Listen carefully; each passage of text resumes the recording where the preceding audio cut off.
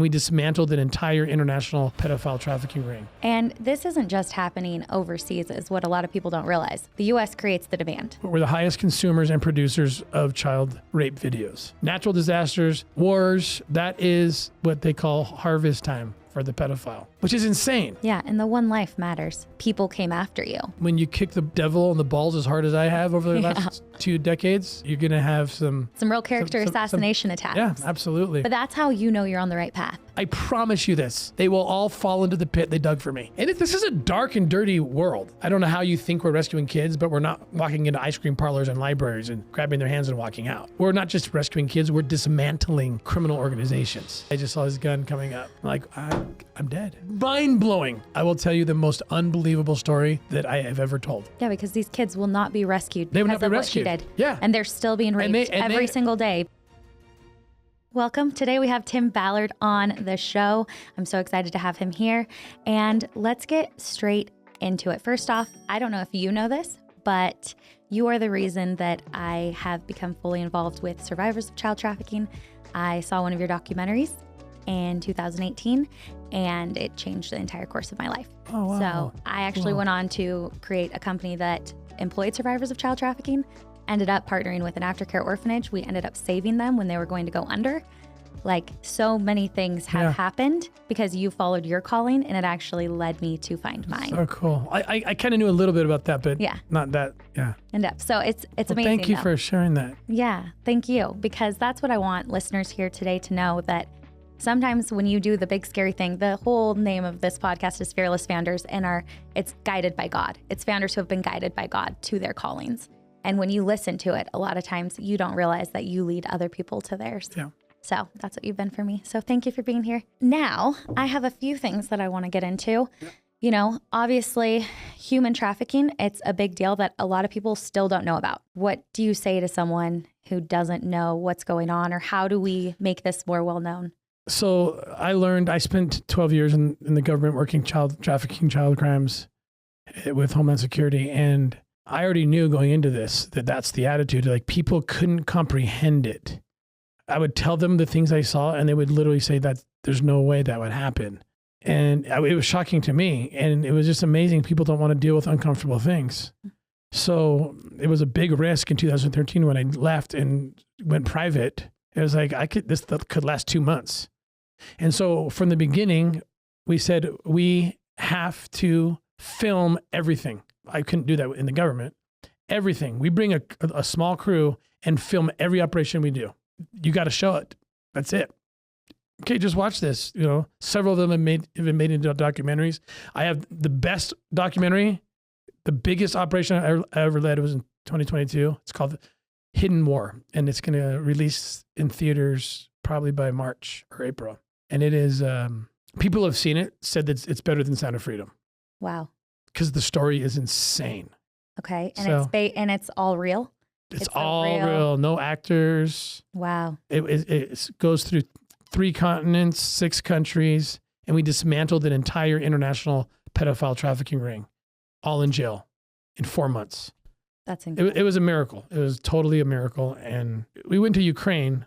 I won't spoil alert because I want people to watch it, but we went to Ukraine during the war to, one, get the kids out of the orphans, mostly orphans, to get them out of the line of fire. And then also be on the lookout for traffickers, which we found, because that's natural disasters, earthquakes, hurricanes, wars. That is what they call harvest time for the pedophile. And what a lot of people, I think, don't know is they will use orphanages as like a cover to go for these kids. That's how I adopted 2 kids, is we infiltrated a false orphanage in Haiti. Wow. Yeah, that's one of the very common ways to trick people, because they'll bring vulnerable kids, especially when post-earthquake in Haiti. Parents are dead, 200,000 people dead, tens of thousands of kids made orphans just in 5 seconds. And people were just taking them to the place that says orphanage. It was chaos. And they're traffickers. They were selling over $15,000 for either sex, labor, or organ harvesting. And this isn't just happening overseas, is what a lot of people don't realize. The U.S. creates the demand. We are the demand, and 100%. And so how do we combat that? Well, Trump was about to do it. He had already done it.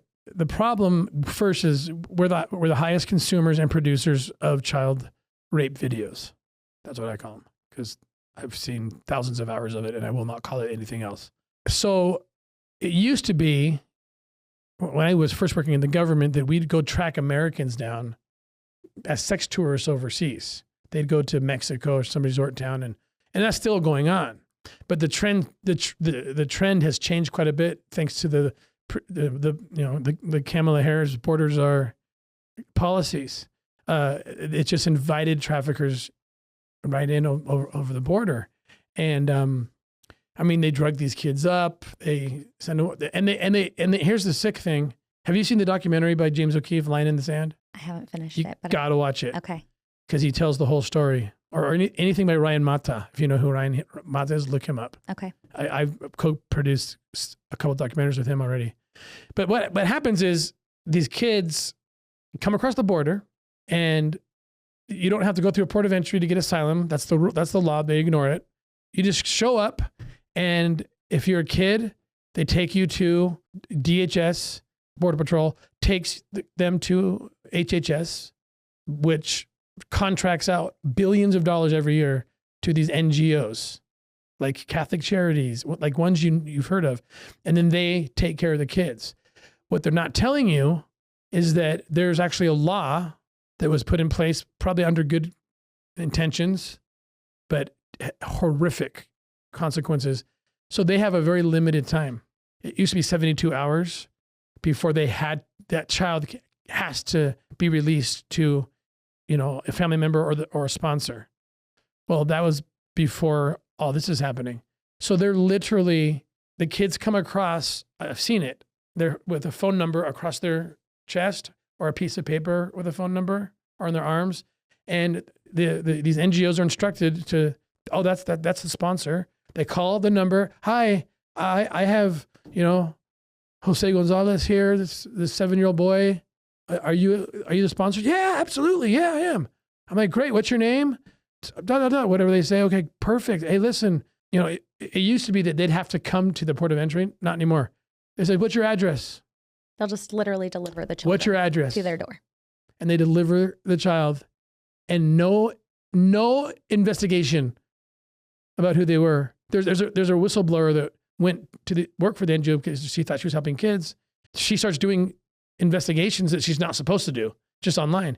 And she goes to her boss and says, we just sent this kid to a convicted pedophile. And her boss said to her, Tara, we don't get sued if we get the kids out within a certain time.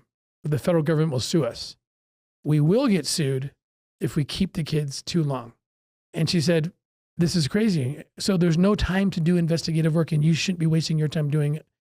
And she left and became a whistleblower, huge whistleblower.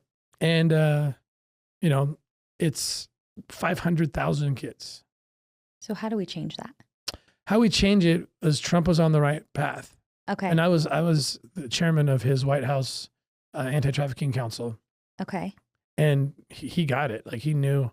So you have to de-incentivize the traffickers, right? And so you start with the Remain in Mexico policy, mm-hmm. which says, sure, you can come but we consider Mexico safe. So you seek asylum there and wait your turn to be interviewed, and we'll decide then and there whether you deserve asylum. And it immediately, like, the traffickers are out of business. These guys are making $14 million a day, these traffickers and smugglers. Yeah, no wonder it's that big. It's that big. And then the next thing that I recommended, it would take some money and some infrastructure changes, but it would end the border trafficking instantly. It'd be done. Is put all of our immigration offices and asylum courts and, everything to do with that as an addendum or adjacent to the embassy in every country. So the traffickers you've taken all the wind out of their sails, because only the honest will show up. There's no loophole. Mm-hmm. There's no loophole. And no one's taking the dangerous 4,000 or 5,000 mile journey, which is they're raping them along the way if they can't pay, selling them on I've been there. I sat in an NGO and I interviewed all the people. 70, 80% of them said they'd been raped multiple times because they didn't have the money to pay. And so it all goes away if you just make the entire immigration asylum process as an adjacent to, or as a, subdivision or whatever of the U.S. Embassy. Because who's going to show up? Only the honest. Exactly. And do you think if, the current administration came and tapped you on the shoulder and said, Tim, we want to combat this also domestically, is that what you would do? Would that be your tactic? That would be one strategy. Okay. And the other strategy is like massive international task forces. Okay. Because what I've learned, my theory, it was a theory when I left the government, but then I've proven it. Like this only works with a private-public partnership. Because there's things as a private consultant operator that I can do that cops can't do. Yeah. There's not the budget, or there's certain protocols in place that are crazy that their Congress made. So we'll do that part. And then obviously we need the authority, we need that part. But together we can do everything. So the idea would be have the U.S. government lead out in every country, starting with the high trafficking countries, and build the task forces with a vetted NGO that has operators and law enforcement in those embassies, and go after, infiltrate. You have to, it's undercover work. That's the only way. You got to infiltrate.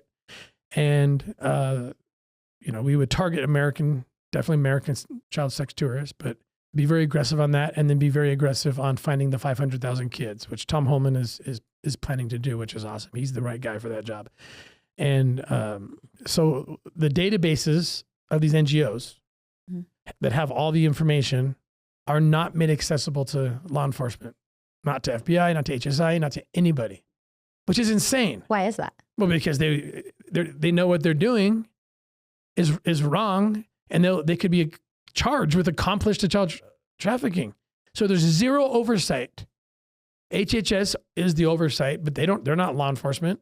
And the NGOs they say, your job is to get these kids out within this short period of time. They have to leave. You have to find the sponsor. And so you got to bust open those databases, give them to HSI, FBI, and then you track down the kids. You have a name and a number. The problem is 80% they have to do a mandatory call within 2 months. 80% of the time, the phone no one picks up, Yeah. So you got to go from the beginning and open up those databases and just go after every one of these kids and take them back to their families. Yeah. And the one life matters. Do you know the starfish story? Yes. Do you mind sharing that? Because I think that's what they hear these big numbers of kids. And then it's like, but what if we just saved one? If I had spent all the millions of dollars that I've spent over the last 10 years and we only rescued one, it would have been 100% worth it. Yeah. Totally. Well, and I always tell people, think if that was your child, what would you do to save your child? Everything. You'd empty your bank accounts, and these kids have to be our children. Exactly. And I can tell you a story about that. If you remember, I'm going to tell you a starfish story first, but okay. about how we need to make these kids our kids, because I experienced something really cool on an operation. So the story's awesome because it brings home the point. So there's a little boy who's walking down a beach. The tide is low. The sun is hot, and he knows that there's literally thousands of starfish who are going to be burned to a crisp and die. So he starts picking one at a time and throwing them into the ocean. And then this older man watches him for a while and walks up to him and is like, "What are you doing?" And he's like, look down the beach. Like you're not making a difference. It's too big. There's too many starfish. You're wasting your time." He's like, it doesn't matter. And the little boy picked up a starfish and threw it into the ocean. And he said, "Well, it mattered to that one." Mm. And that's our philosophy with fighting human trafficking. That's beautiful. And do you want to go ahead and tell me that story? Yeah. So, and this is something I want everybody to do. This is why we film everything. The mass media, you have to talk about it. Yeah. And you have to convince people to sit there and watch it. Like when we did Sound of Freedom, when they started it, I advised them against it. They came to me and said, "We want to do a movie about this story." I said, "No one's going to come. No one's going to come. People don't want to watch sad things, and there's nothing more sad than a child being kidnapped and raped. And the producer was just like, I feel God telling me that I have to do this. It's like, all right, well, it's going to be it'll likely be a bomb. Mm-hmm. It's going to cost $15 million to make. Mm-hmm. You're not even going to make that. Well, and it had a huge delay, but huge delay. No one wanted it. Yeah. Everybody, Disney owned it for a time. Yeah. Offers were made to every single streaming service. No one wanted it. Everybody rejected it. Yeah. So then I'm like, oh my gosh, this must be a bad movie.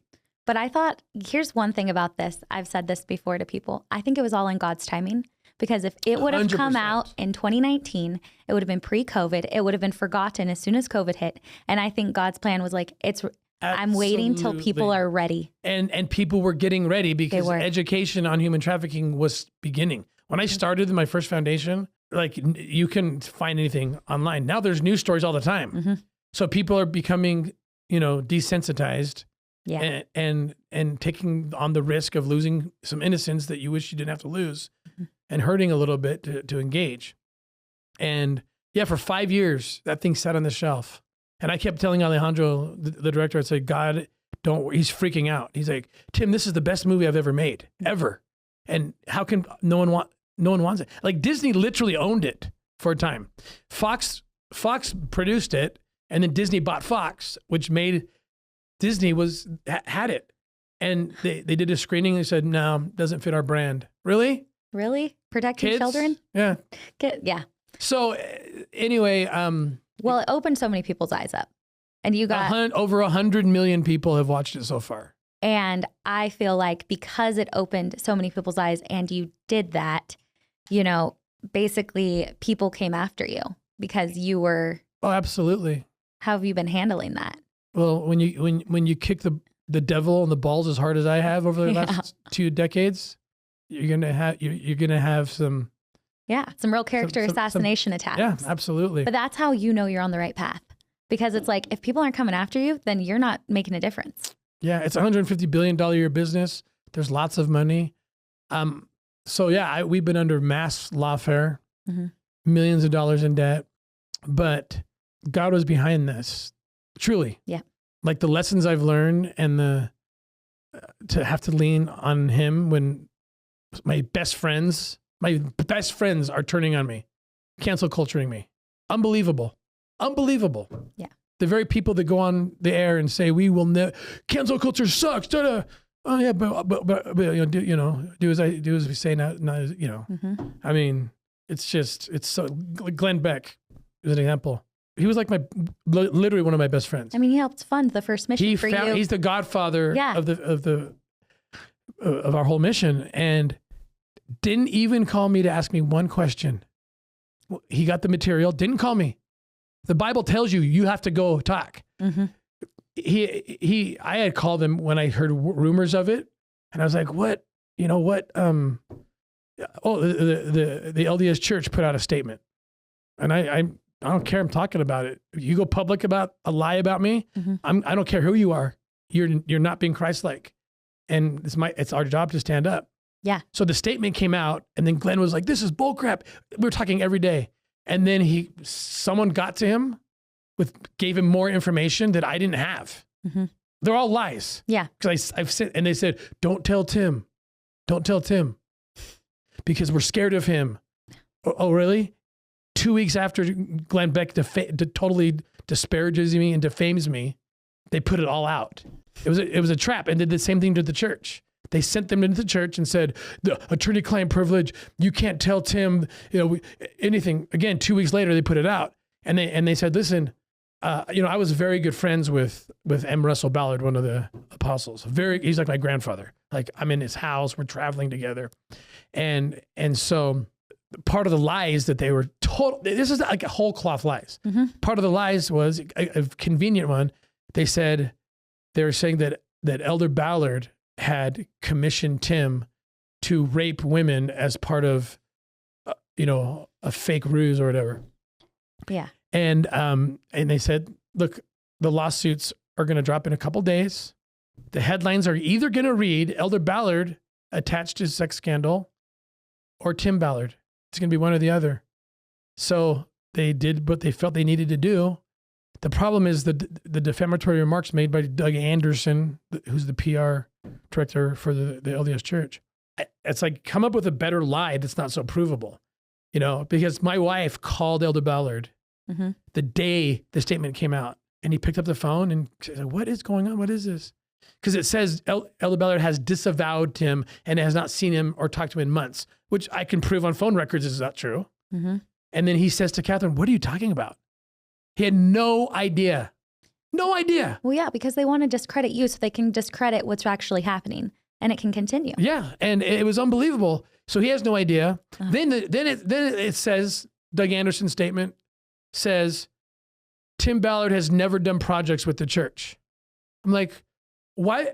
Only about 100,000 people know that's a lie. And I don't like this fact, but we're tracking my team. There's at least 1,000 people who have left the church. I haven't. Yeah. My family hasn't. Yeah. But they have, just over this. Yeah. Like, if you could do this to one of your own, because they knew it was a lie, because I've published 5 books, best-selling books. Yeah. With Deseret Book, owned by the church. I spoke on their stage at a conference called Time Out for Women 3 years in a row as a paid speaker. And then all these tons of other projects that people wouldn't know about, that I respect the church enough not to share them publicly. Yeah. But it's just a bold-faced lie. Bold-faced lie. And that's what he did. And the same thing to the Attorney General, Sean Reyes, who's like one of my very best friends. They went to him and said the same thing. So I can't defend myself. Yeah. They set them up so that I can't defend myself, because they said, you can't show Tim this, so I can't defend myself. And then you just come out and do this? Yeah. The Bible tells you, go to your brother first. Yeah. Sit down with him. Let him at least hear his side of the story. No one in the LDS Church has permitted me to tell my sides of the story. I've tried everything. They will not listen because they know it's a lie. Yeah. They need it to be a lie to avoid that headline, But the problem is people are doing things. Lionsgate I signed a contract with them, but with no creative control to tell this entire lawfare story. It'll be a 4-part series, likely on Hulu or Netflix. And I'm being honest. The whole world is going to know. Yeah. And it's like the headline you thought you were avoiding is going to be way worse. Yeah. Because when you lie, you don't understand that you can't control the consequences of that lie. And it comes back and the truth comes out. And then you're left standing there and like, you also know who stood there by you through it all. And it's like, they're too scared of the world. They ran from me. Yeah. And the other thing I like to point out is, so I'm being accused of sexual sins, right? And they literally called me, the church PR director called me immoral. Like, I don't think in church history this has ever happened, ever.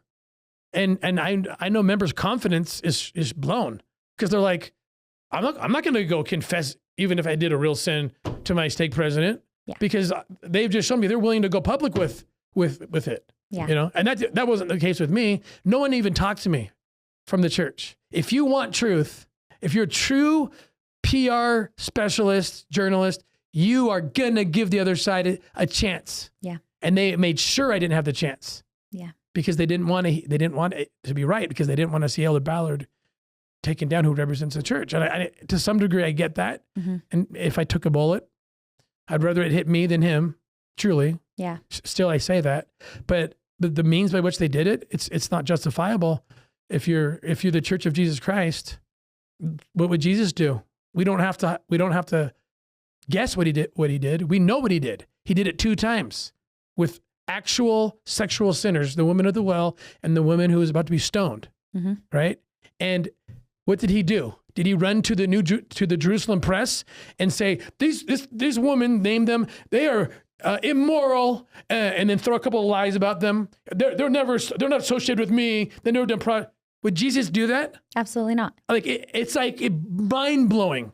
Yeah. That a church that carries the name of Jesus Christ would do the exact opposite.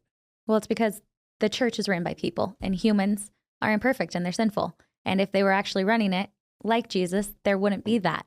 They would have come to you. They would have had that conversation. I know. And there's imperfect people. That doesn't change my faith in the principles. Doesn't at all. Exactly. And good on you. But there's mistakes and then there's mistakes, right? Like knowingly defaming. Doug Anderson wanted the world to know that Elder Ballard disavowed me.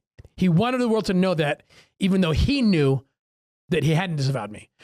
Doug Anderson wanted the world to know that I have never done projects with the church he's representing. He wanted the world to know that, and he for sure knew. Yeah. It's public. My 5 books sold hundreds of thousands of copies. Mm-hmm. It's insane. No, it's insanity. And it's insane because some of the stories that I would love you to share about these rescues, like people are so worried about their own image, their own egos when someone's finally getting backlash that they forget why we're doing this. They forget who they're attacking. Yeah, they're hurting kids. They're hurting kids. And there's a difference. I have a couple of good friends that I just love their mission. I love their message, and they've just kind of softened their they not like cut me off, but they just tried to distance themselves a little bit. I get that. It hurts, but I also get it because I wouldn't want to hurt their brand. Yeah. But I think there's something to be said about standing in truth. Like, you're one of my first guests coming out, and that can be very controversial, right? But I'm like, yeah, but I want people I believe in. I want people who are doing the right things, even when the world tries to go against them because they're doing the right things. Right. And it'll happen. Those friends will have me back on. Yeah. But what Glenn Beck did was what the church did. Yeah. Is totally different. Absolutely. You actually come out and defame me. Yeah. Without even giving me the chance to tell my side of the story. Yeah. And then he actually says in his report, I've heard both sides of the story and I believe the women. He didn't hear my side of the story because I didn't even know what their story was. Yeah. How can you defend against something that you don't even have facts about? Yeah. Right? We were just surmising based on that statement what it might be. Yeah. And he's calling that total dishonesty. 100%. Calling it, I heard Tim's side. You never heard my side. Yeah. Unless you sit down with the information you have, I can defend every one of them. And I already have. I mean, several cases have been dismissed. I predict, I'm not going to get into details right now, but I truly predict that a number of them will end up in jail. And my attorneys do as well. And I won't get into details, but they're, it's chargeable offenses. Well, and it's serious. And like I said, the ones who are suffering here are the kids. Like, that's who these women are hurting in the end. It's the kids who aren't being rescued because things aren't getting done right. Yeah. Speaking of kids, can you share one of your favorite rescues or a powerful story, or something I'd also like to actually hop into just to make the point that it's happening here? I know there was a operation done in Orange County where this was a few years ago, I'd say 2018. They posted on Craigslist just to make a point of how quick people are that it's happening here. Do you know what I'm talking about? Mm-hmm. Is that something we could talk about really quick? Yeah, I mean, we did a documentary. It didn't do as well as the others, but it's called "It's Happening Right Here." Is that the one where you guys went in on that? Like, did the Craigslist ad of the child that was 7 years old and people like were immediately pinging? Not that exact one, but other cases like that, right? Okay. And it's super hidden here. Yeah. Because 500,000 kids have no identity, have no name, have no one looking for them, right? So it's easy to hide it. It's easier to hide it here. But it's definitely happening in the place that's the highest demand for child rape videos. It's definitely happening here, right? So I would check it out on Amazon Prime or YouTube. Okay. And go watch It's Happening Right Here. Okay. It'll really, open your eyes. In the U.S., it has, much better law enforcement than anywhere else in the world. Mm-hmm. So they don't require like our undercover services. So we don't do a lot. It's more support and grants and buying equipment, but not boots on the ground. Overseas is a very different story. Yeah. Because they need undercover operators and they need them to look like what the classic client for child sex would be, which is American. And so we have crazy success down there with them. My favorite rescue, my two favorite rescues are like the biggest ones and the most crazy. There's a documentary that tells the whole story of that one in Haiti. It's called Operation Toussaint, Amazon Prime. So I would tell all your listeners, go watch that. Yeah. Go watch it. You'll hear that story. And then Hidden War, the one that goes from Ukraine to Ecuador to Mexico. It's nuts. And that'll be coming out in theaters. So, they can watch those. Okay. But the story I want to tell, I like this one a lot because it kind of it ties in what happened with this lawfare. So one of the girls, her name is Sasha Hightower.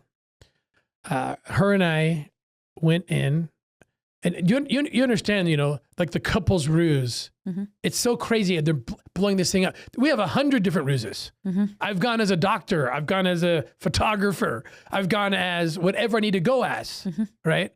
But kids were being held in dirty spas, brothels, strip clubs, and the operators. I got a call from a wife of one of the operators yelling at me. He's like, "My husband had sex with a prostitute."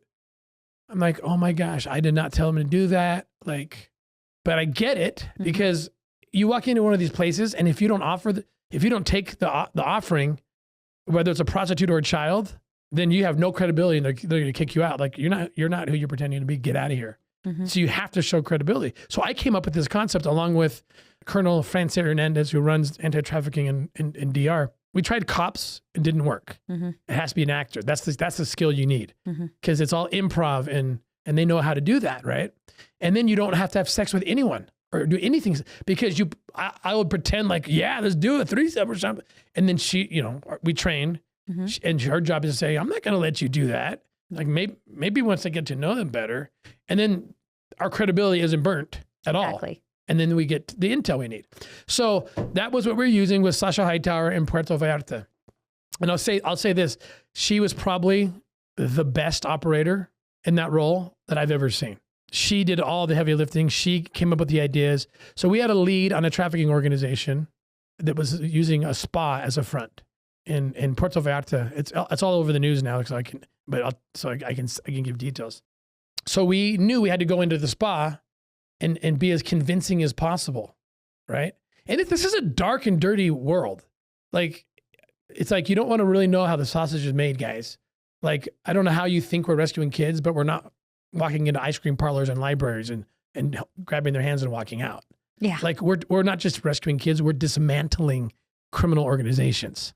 So it's super dangerous, and it takes mass creativity and skill. And I think that is something people don't realize. Oh, they don't think They're just like, oh, you're going to go in, you know where the kids are, you're going to go get them. No. Oh, no. And that's not how it works. No. It's so bizarre to me. We've been criticized by this woman named Suzanne Whitehead, I think. She tried to sue me, but the judge threw the case out. I've never even met this woman. And she's like, it doesn't cost $50,000 to rescue kids. No. She has her own foundation that does help with aftercare. And I'm like, are you kidding me? If you went to a private contractor and said, my son is missing, down payment $500,000. Okay. This is dismantling an entire organization. The amount of equipment, drones, surveillance, negotiating with the government and, working with them and making sure they're trained up. Dozens of trips. Yeah. Like 50,000 is low. Yeah. But it's just like, you just don't know how the sausage is made. Yeah. Right. So back to Puerto Vallarta. So we go in, right? And she does a phenomenal job. Like you go in, you start getting a massage, right? And these are sex workers. If I went by myself, I would have to take a sexual hit to maintain my credibility. But again, I have my blocker. Yeah. We're blocking for each other. And we have a distress signal, we call it. And this distress signal was, at any point, if they start getting too close to any private place or place you don't want them to, at any point, or if you just feel it, at any point, you're going to say, this massage is turning me on so much, I just need to F my boyfriend. Yeah. And I need you guys to leave, please. And that's like your safe word to basically be like, hey, I'm not comfortable anymore. Yeah. I need them out. Yeah. Yeah. And then they left and they're really happy, like, oh, and then she said, oh my gosh, I have an abscess right now in my mouth. I can suck out blood right now. I'm like, why does that matter? What? She's like, I'm going to spit out blood on these sheets. So they'll think it was just like, we're crazy. Yeah. I'm like, brilliant. Yeah. Right. Later on, she does a video that the whole world will see someday. And she said, I want everyone to know that the blood on the sheets. Just so you know, I'm going to show you. And she sits there, does a selfie and shows herself producing the blood, right? So here's what's funny. She tells this whole story in her lawsuit saying there were no kids. She literally got the trafficker because of our credibility, thanks mostly to her. The boss trafficker, her name's Baby Ruth. Okay. Came to she wasn't there. And they called her, said, you got to meet these people. We make sure she walks back to the room we're in and sees the blood. And she's just like, hey, you guys are crazy. And then Sasha took over and just manipulated the conversation so smoothly that she got Baby Ruth to show her a picture of an 11-year-old girl. And boom. And then we 30 minutes after this, we were back at the safe house with the rest of our team, and we're doing a briefing. Poor Sasha forgot about that. She forgot about that, or maybe she didn't know. And Matt Cooper, who's like my right-hand guy, he doesn't usually do this, but for some reason, God for sure, he turned his iPhone on and put it on the kitchen counter, and I didn't see it, and she probably didn't see it. But she tells the whole story. She's like, it's unbelievable. We literally did nothing. We had to do nothing with each other or with anyone else, and we got the intel. This works. Yeah. This is awesome. And she gets into details of the story. Well, she didn't remember that it was recorded, extemporaneous to the op. And then she comes out a couple years later, or a year, I can't remember how long later, and tells a whole different story in her filing.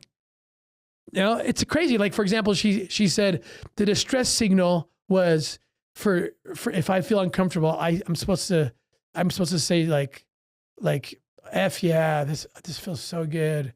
And then that would be my cue to then turn and say, don't touch my girl. Yeah. Right? Yeah.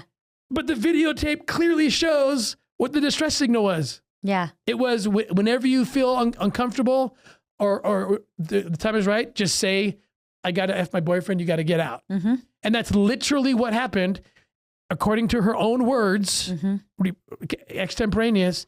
That's an example. She's lying. Yeah. Well, it gets much, much worse. Okay. Because she also said there was never kids. It was all fake. It was just Tim's opportunity to sexually assault me. But didn't you guys rescue kids? Yeah. Wasn't that a huge operation? This is the funny part. And she doesn't know what to do now. It's really sad and also funny because it's hard for me to have a lot of sympathy for someone. I believe there should be a law. Yeah. I really do. It has to be carefully worded to protect innocent people. But if you accuse someone of rape and you are proven in court, beyond a reasonable doubt that you are lying, you should have to serve, that woman should have to serve the sentence that the falsely accused would have served had he raped. Yeah. Because rape's a big deal. This is out of control. Yes. This Me Too thing swung way too far. Because it's like, all I got to do is say it, and Glenn Beck believes me. Just say it, and they'll believe me. It's nuts. So, and I want to say I love Glenn, and I forgive him. Yeah. I love it. He's done so much good in this world. Yeah. But unfortunately, he really did me in. It's so sad. And when it all comes out, it's all coming out. Believe me, we have everything, but we just can't put it out right now. So my wife is just like, this is crazy. We have all the evidence, overwhelming. In fact, what it proves in some cases, the opposite happened. Yeah. She came on to me and I kick her out of the training. So you don't do that. Yeah. It's in texts. Wow. It's all in text. It's like, I can't wait for that trial because I've sued them all back. So it's just insane. So it's just, but we have to put out, when we need to. So when Sasha Hightower, again, hero, I got to call her a hero. Yeah. She set things up. But what happened was that we gave the intel to the police and they said, let us work this because we believe she's connected to Baja, to Cancun. Like this could be way big. We could rescue more than 50 kids, but we can't take her down. If we take her down right now, the other ones will scatter. Right. So I'm like, all right, well, just call us when you need us again. And so they're doing their thing. And then the lawsuit drops. And the lawsuit reveals details, names, gives details. And then they intentionally give it to the public. So publicly, if Baby Ruth or her thugs were to have seen this, they would know So that basically the operation's out and everything could have been for nothing. It was, yeah. But they didn't see it, did they? Well, so did the operation happen? So here's the story. Okay. So I call Mexico and I say, we got a big problem. I said, look, I know we can rescue at least a dozen girls just with the Baby Ruth cartel. And I know that if we take her down right now, it's going to kill all the others. 50 plus kids will never be rescued if we take her down. The problem is, here's what's in the press. And the Mexicans at first said, suicide mission. That's a suicide mission. Like the likelihood. And then worse off, as I was done doing undercover because of Sound of Freedom. Yeah, you were too well known. But I had to be the one because I had the relationship with her. She trusted me already. She saw the blood on the sheets. She trusted us. Mm-hmm. And that takes a lot of effort to get there. So I had to do it. And, so I put all did my best to disguise myself, wigs, big sunglasses, and we sit down and to get her set up to take her down. And she says to me, have you seen Sound of Freedom? And she had her thug right behind me. And I just, in my mind's eye, just saw his gun coming up. I'm like, I'm dead. But I kept my cool. And I just said, I've heard of it. I haven't seen it. Why? She's like, well, that movie is so sad. And I just want you to know that if you had seen it, I'm not like that. I treat my girls much better than they treated those girls. What? Yeah. And I'm like, oh my gosh, I'm going to live. Oh my God. So, praise God. Yeah. Total miracle. So we end up doing the rescue. All over the news, 14 girls rescued, 3 traffickers nailed, perfect case. The youngest is 12 years old. Think of a 12-year-old, right? And it's all over the news. Mm-hmm. Huge, huge. Even out of Mexico City, the head of all police does a press conference. Huge. And I'm just thinking, it's so sad. So sad. 50 plus kids will never be rescued now because of Sasha Hightower. While simultaneously, I acknowledge that without her, we likely wouldn't have even got those 14. But now you're Sasha. Mm-hmm. It's proven beyond any doubt that there were kids, that they were traffickers, completely rejecting her lies in her filing, saying to the contrary. Now, what do you do if you're Sasha? You know that it happened and you are proved to be a liar. And I thought to myself, how many people in the world have the opportunity to save a life, even just one, to participate and risk your life to save a life? Like that would be, if I just did that once, I would be like, it would stay with me forever. Yeah. That I got to experience that. And it's like, Sasha, you're a hero. Mm-hmm. You made a bad mistake. Yeah. But you did rescue these 14 kids. She gets online, her response to what she knows, she's been caught.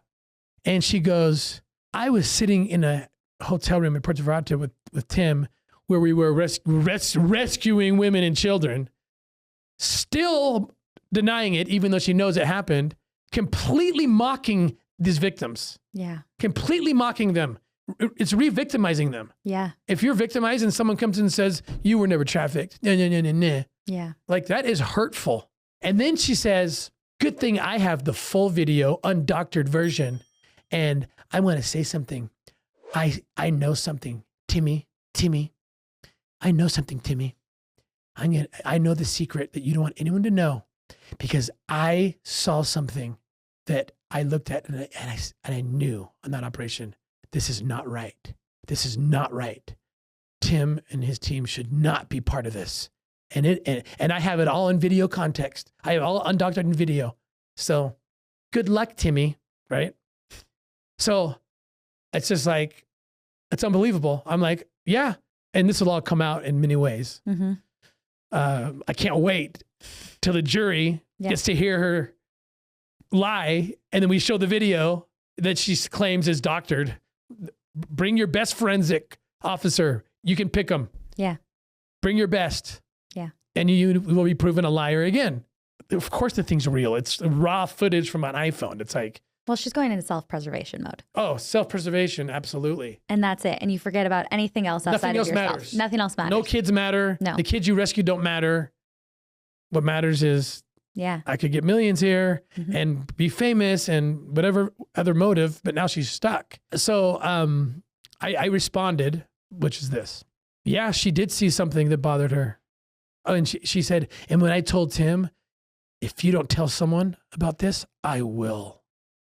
And then Tim fell back in his seat, terrified. The response is, yeah, that I didn't fall back in my seat terrified, but she did claim to see something that is disturbing. And here's the story. And you know, ladies and gentlemen, if she really had a story, she would tell you the story. She wouldn't just threaten. Yeah. Do we know what it is? What is it? I'm coming out saying what it is. Okay. So what happened was we were in a strip club getting intel to save kids. Yeah. And we were blocking for each other. Yeah. Right. And we're getting good intel. Mm-hmm. And one of the Mexican cops, who is my boss, I'm under their jurisdiction. She says she saw him walk away into a private place with a prostitute. And I said, that's weird. Like, how do you know that?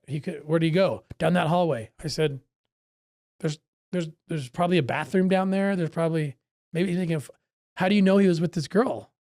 He's like, I saw it. I just know it. And I said, if he's doing that, that's really unfortunate. I would not let my team do that, but he's not my team. He's my boss. And what do I do? Run in there and bust him out and blow our cover and ruin the chances of rescuing these kids? I'm sorry. This is not my problem. I'm not internal affairs in Mexico. Mm-hmm. You know, I will talk to him. Yeah. Quietly, you know, alone, because, you know, I like this guy. We've worked together for a while, but there's really nothing I can do. And if I don't tell someone you will, I'm not going to stop you. Well, and there's no proof. We don't know what he went down there for. So now it's just a... And my question is, who are you going to call? I don't know his boss. Yeah. He's the guy I call. Yeah. He's the liaison with the Mexico City, you know, federal police, and who you going to call? I didn't even know his boss's number. And I'm not going to disrupt this operation right now. We can deal with this after the operation. I will talk to him. And I did talk to him. And that's it. That's her story. So it's like she leads people. I saw something. And I come out and say, oh, yeah, you did. And here it is. And then she said, I have it on video, which I know she didn't. We had the conversation in a taxi back to the safe house. Mm-hmm. There's no video of this. And even if there was, it would say exactly what I'm saying. Yeah. And I can't wait until the jury, we'll play her video to the jury saying that I have the video in full context. And it's going to be so fun to watch the jury's faces as she says, I don't have it. Yeah. Oh, wow. Oh, it got lost. It got lost. Yeah. I don't know what happened. Yeah. Yeah. Wow. Your credibility is going to be super awesome in that trial. And anyway, it's so fascinating how far people will go to overlook children, the selfishness. Mm-hmm. It's just unbelievable. But it definitely made for a memorable. Yeah. Nothing like that had ever happened to me. The other one, Krista Casey, who was like my sister. Yeah. Do you know her? I don't think so. Great operator. Never crossed any. After every operation we actually did a video saying we have rules. Mm-hmm. We signed ahead of time. No touching genitalia, no kissing, no nudity, no getting naked. Like, and then afterwards we do a video, which she did, saying I just want to record. The op is over. We kept all the rules. He was a gentleman. I was a lady. Blah blah blah blah blah. Right.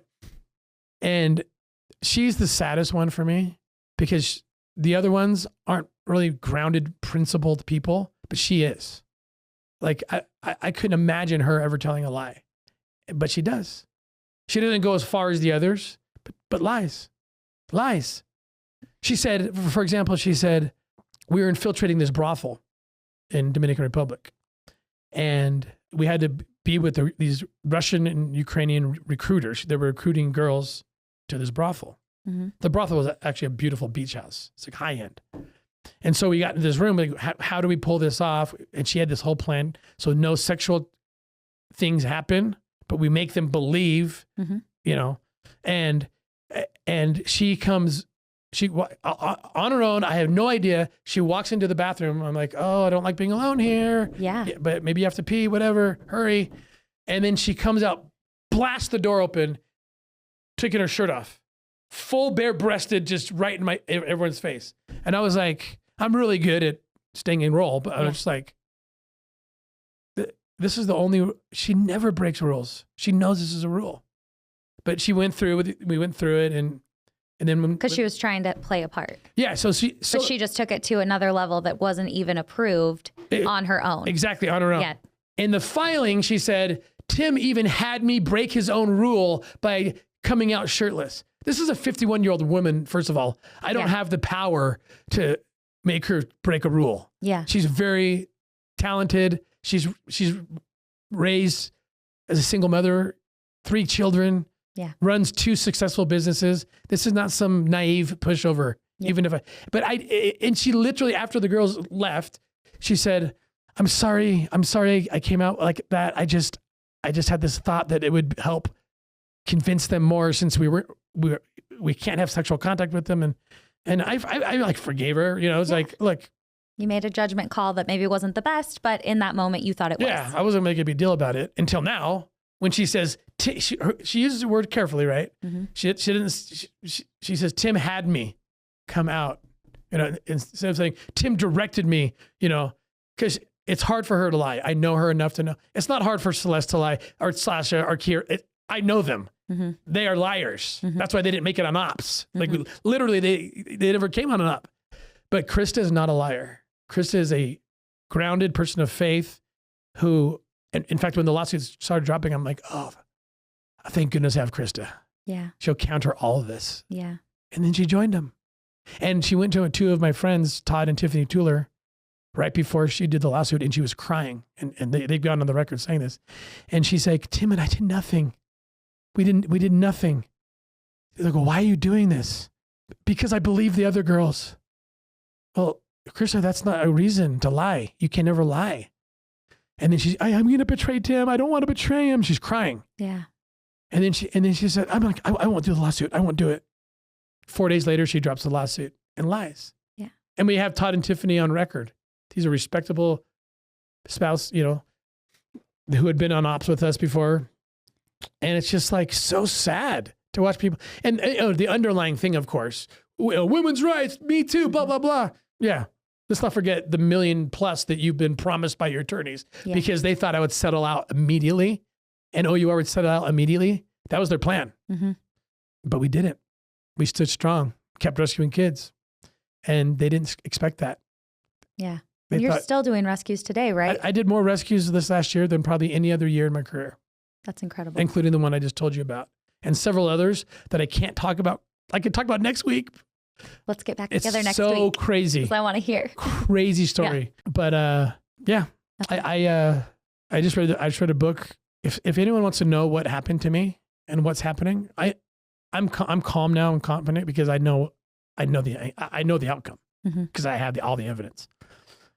But if anyone wants to know what happened to me, go read Bill O'Reilly's book, Killing the Witches, the Salem Witch Trials. Mm-hmm. And Bill O'Reilly even makes the point in his book. He's like, you think that was just a little blip sin in history and we're over? No, it's happening all over the place every day, affecting thousands of lives of people who would rather be hung as a witch than live their lives in this persecution. Yeah. And it was, the story's parallel. 5 young women started making up stories about people being a witch. And then they got hero status. Mm-hmm. They got popular. People were paying attention to them. And the more popular person they accused, the more popular they became. Mm-hmm. Pats on the back, support. You're brave. You're heroic. That's what's going on right now with these women. Yeah. Oh, you're so brave. You're so brave. Yeah. I don't know how you go up in someone who's as well known as. They're getting attention from their family, from friends, like they never have before being called heroes. They get to do press conferences. Yeah. But you know what? I promise you this. They will all fall into the pit they dug for me. Well, and they're selling their souls for 5 minutes of fame. That's, yeah. And they're not going to get any money. No. Some of them will likely get jail time. Yeah. And their reputations are going to be destroyed. Yeah. Last thing I want to say about that. No, absolutely. That Krista Casey operation. Yeah, go for it. So on November 15th, I went down to meet with the chief prosecutor and Colonel Fancy Hernandez, who helped me develop the couples risk concept because she was asking me to go into a place overnight. Super successful operation. That operation led to the other one where Chris and I were infiltrating. This was a 4-year investigation at this point, and it extended all the way up to Florida. HSI had an open case on this. Okay. In her filing, she literally 3 pages, single spaced, every detail. She names the trafficker. She outs me and the undercover operators. She talks about the ploy that we used, that we were pretending to be real estate investors to buy the lot next door so we could join forces. Like that was our end, right? Every little detail she gives. And I give it to the prosecutor. I said, this is public. The trafficker, the alleged trafficker now that we're going after is North American. What do you do? And she read it and she literally started crying. It was supposed to be a 2-hour meeting. It became a 7-hour meeting. I said, how do we salvage this? I will do whatever you want me to do. I will do it. I understand the risks. And she was like debating back and forth and kind of took a little break, and she came back and said, I can't do it. We have to shut down the case. They shut down the case. So those kids. HSI has to shut down the case. And everybody knows, HSI knows, the prosecutor's office, the cops all know that it's because of Krista Casey. And then she said something so interesting to me that I was not expecting. She said, if she wants to sue you for sexual assault, there's absolutely no reason that giving details and outing undercover operators and naming the trafficker and the name of the brothel, destroying the case, that doesn't support that at all. Yeah. At all. And she said, so my only legal conclusion as I sit here now is that I'm going to pursue criminal charges against her for being an accomplice to child trafficking. Yeah, because these kids will not be rescued they will because not be of rescued. what she did. Yeah. And they're still being raped every single day because you weren't able to do that operation. Right. And she's under full investigation right now. And they think they'll get the charges, extradition requests. And I don't want that to happen. I really respect and forgive. And she's got kids who will suffer immensely. I don't want this to happen. Yeah.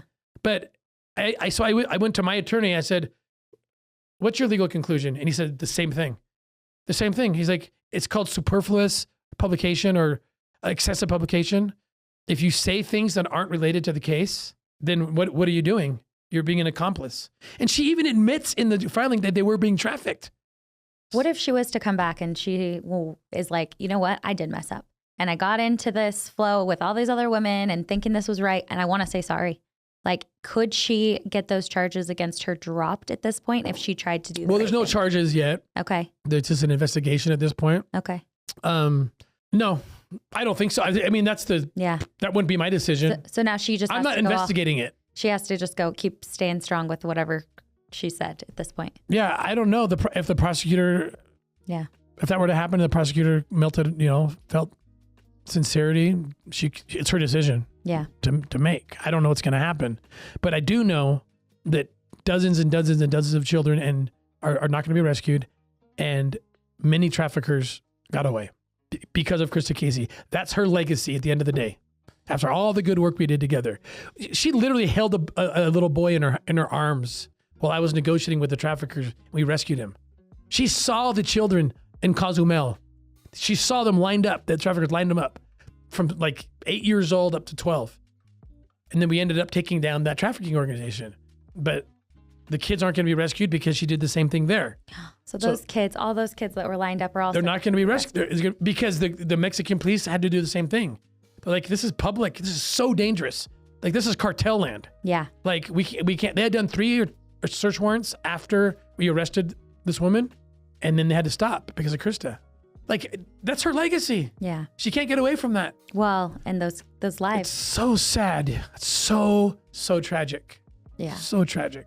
I'm so sorry. I feel like, I know you got to go, but I'd love to somehow, if we can do a part 2 at some point. to Absolutely. because I would love to, Let's do it. Yeah. Sure. Well, whenever you can. I know next week's stuff is coming out that we can finally talk about. So maybe we could figure something out to kind of put these together. Next week, some things are coming out that I will tell you the most unbelievable story that I have ever told. Okay. It is unbelievable. Okay. But it has to come out in another way first. So then let's do a part 2. Okay. Let's do that story. Okay. And let's give a chance for you to actually share the story in your voice on everything that's happened. And let's get you out of here. All right. Thank you, so Tim. much. I appreciate it. Thanks.